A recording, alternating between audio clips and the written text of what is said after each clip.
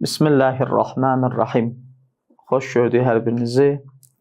Qəlb söhbətləri adlı əxlaqi bəhslərimizə Allahın izni ilə davam edirik.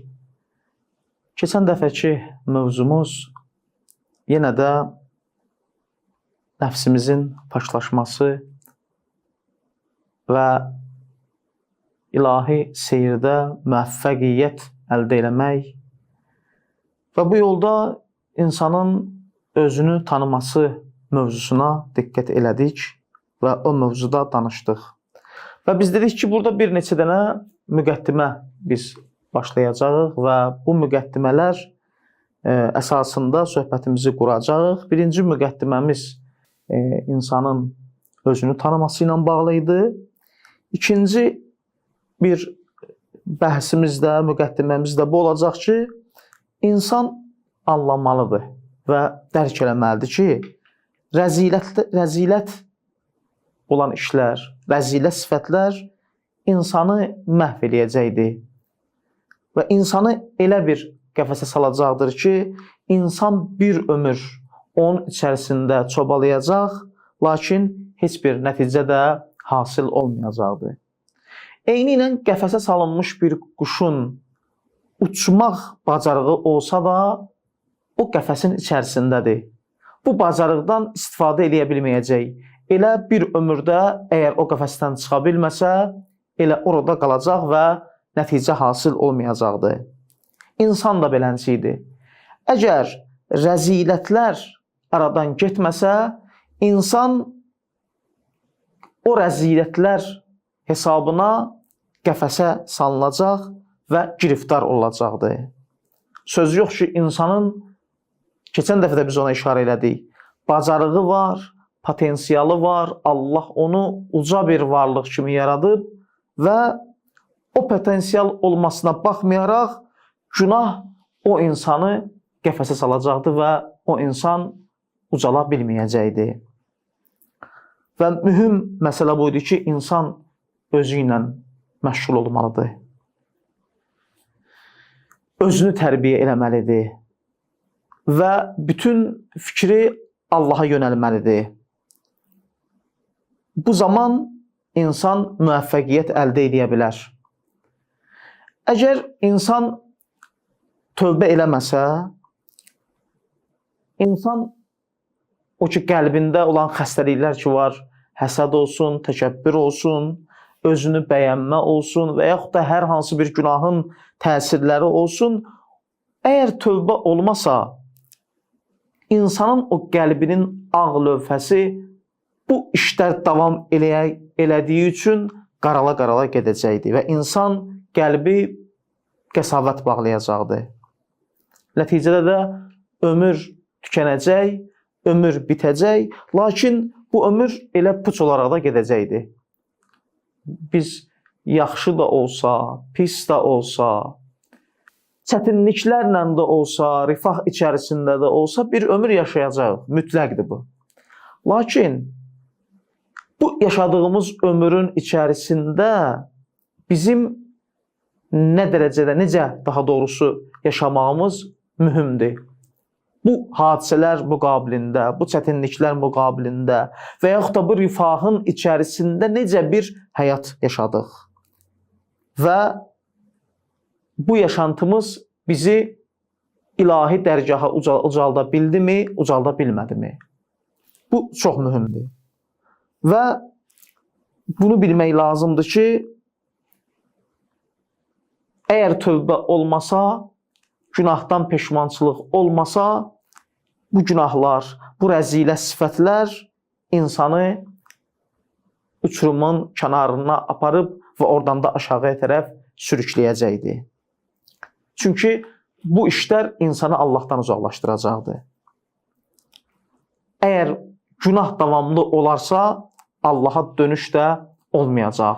Çünki göz kör olacaq, görməyəcək həqiqəti. Təkcə də feili formada hər hansı bir günahı əmələ gətirməklə və yaxud da hər hansı bir yaxşı işi feili formada icra eləməklə də bu işlər hasil olmur.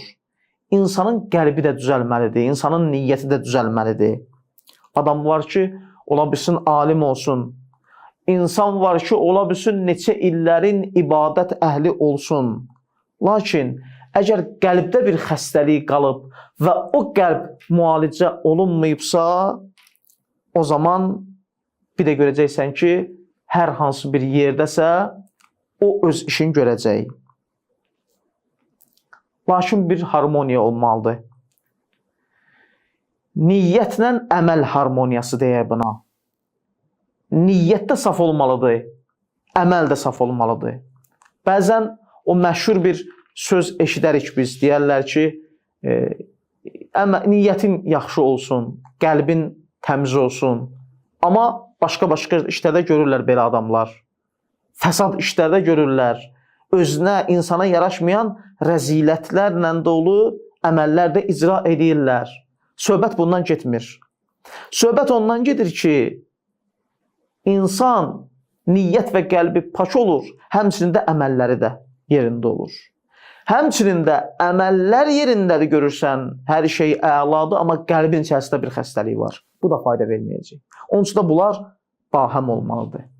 Tarixdə nə qədər insanlar olublar ki, onlar uca bir mərtəbədən aşağıya tərəf eniblər.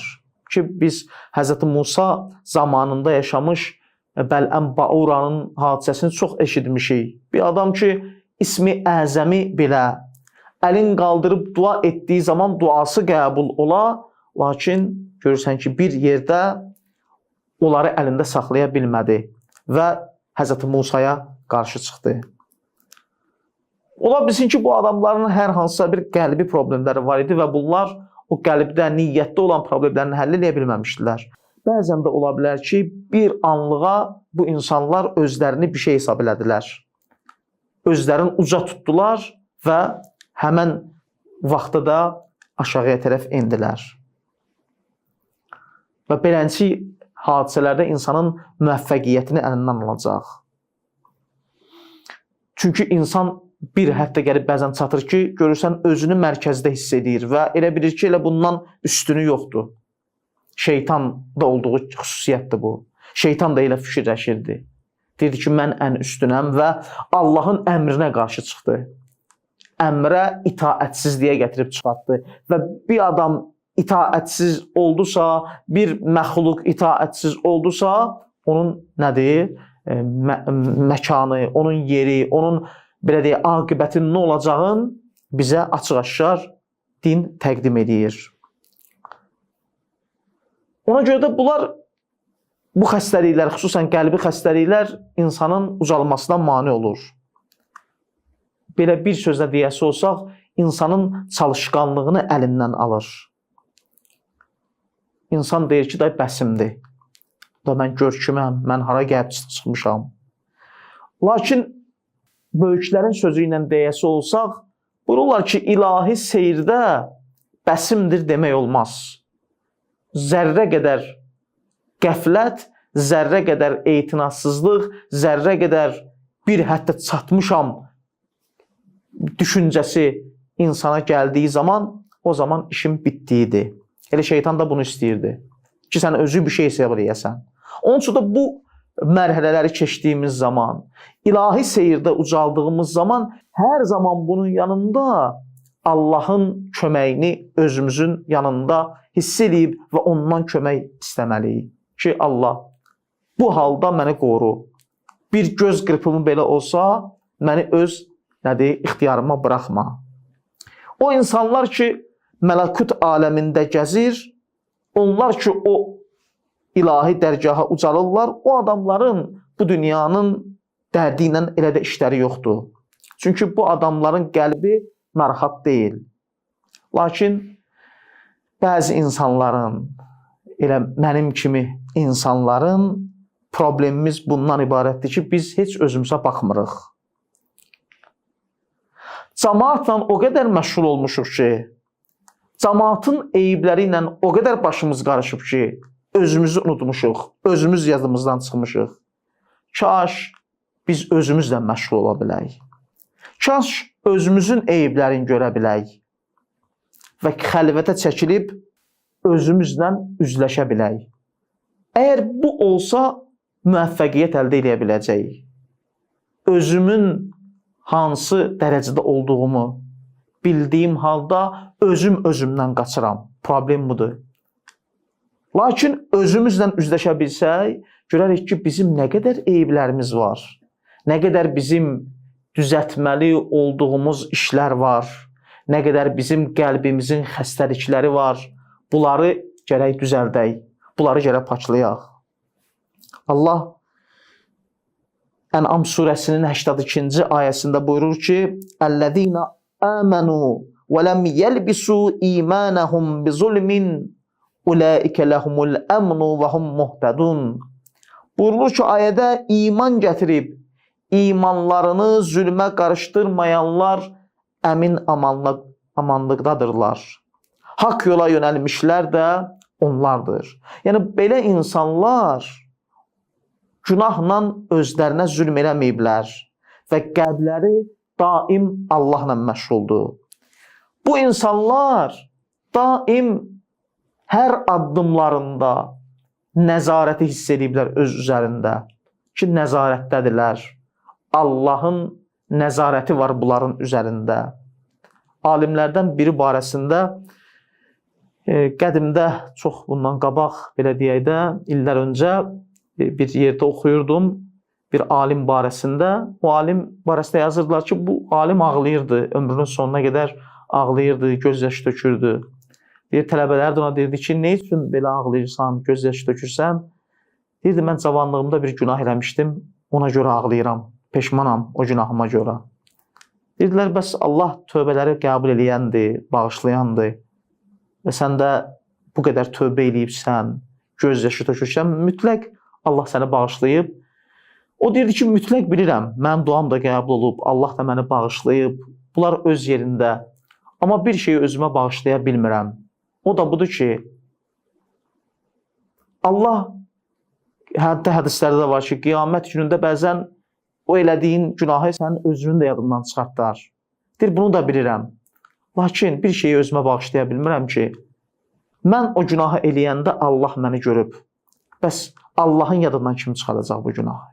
Bu dərəcəyə insan yüksəlir və insan özü ilə məşğul olur və Allahdan bağışlanmağını istəyir. Bu halda ucala bilir. Ki, biz Əhl-i Beyt əleyhissalamda, xanım Fatımətüz Zəhrada bu xüsusiyyətləri görürük ki, onlar özləri ali dərəcəyə malik olmalarına baxmayaraq, hər addımlarında Allahın rızayətin gözləyiblər, qiyamətin səhnəsin, cəzanı hər daim hiss ediblər və o günün vəhşətin bizə xatırladıblar ki, İnsan surəsində məşhur o ayətlərdə 3 gün öz iftarlarını Allah yolunda qapılarına gələnə verirlər. Miskinən və yetimən və əsira. Təsəvvür edin, 3 gün iftarlarını qapılarına gələn bu insanlara verirlər. Və bunu başa salır, bizə anladır ki, insan hər bir dərəcədə olursa olsun, daim Allahla olan o münasibətində nəzarəti hiss eləməlidir və axirət aləmi üçün iş görməlidir. Onun üçün də biz Allahdan istəyirik ki, biz də başa düşək ki, həqiqətən də rəzilət xüsusiyyətlər, rəzilət sifətlər, pis əməllər, günah insanı məhvə aparıb çıxardacaqdır. Lakin fəzilətli yaşayış, fəzilətli əməllər, yaxşı işlər insanı ucaldacaqdır. Və insan etdiyi bütün işlərində özünü gərək uca bilməsin, böyük bilməsin. Daim daha çoxunu eləməyə çalışsın. Daim bu işdə müvəffəqiyyət istəsin Allahdan. Və biz də bu işimizdə Allahdan müvəffəqiyyət istəyirik. Əllamə Təvətəbainin yaxınlarından biri gəldi Əllamənin yanına, dedi ki, mən yuxumda gördüm, atanı gördüm yuxumda. Dedi ki, Məhəmməd Hüseynə deyərsən ki, o kitab yazıb, Təfsir-ü Mizan yazıb, onun savabından nə üçün mənə hədiyyə eləmir? Burada Ayətullah Təvətəbinin gözəl bir cavabı var. Deyir, mən bu işdə belə böyük bir savab görmürəm ki, elə onun da savabını kiməsə hədiyyə edeyim. Əgər varsa, əlbəttə hədiyyə olsun. Necə ki, həyat yoldaşının barəsində deyirdi ki, mən hər gecə dərsimlə məşğul olurdum, bu kitabı yazırdım, gecəni bəzən səhərə qədər, sübh vaxtına qədər. Nə vaxt əlimə atdım ki, suyumu içəm, gördüm ki, hər daim nədir? O suyum istidir və yaxud o çayım istidir. Və əgər bu kitabda bir savab varsa, onu bu adama hədiyyə edirəm ki, orada həyat yoldaşı nəzərdə tutur. Yəni, bu insanlar belə idilər. Belə idilər. Bu təvazökar insanların xüsusiyyətidir. Bu boyda əsər yazıb, deyir ki, mən bunda bir şey görmürəm. Allahın bir lütfüdür ki, Allah mənə nəsib edib ki, mən bu işi görəm. Bu xislət qəlbini müalicə edən insanın xislətidir, xüsusiyyətidir. Ki, o insandır ki, bu insan rəzilətdən qurtulub, fəzilət əldə edib. Allah bu yolda bizlərə müvəffəqiyyət nəsib eləsin. Əssəlamu aleykum və rəhmətullahi və bərəkətuh.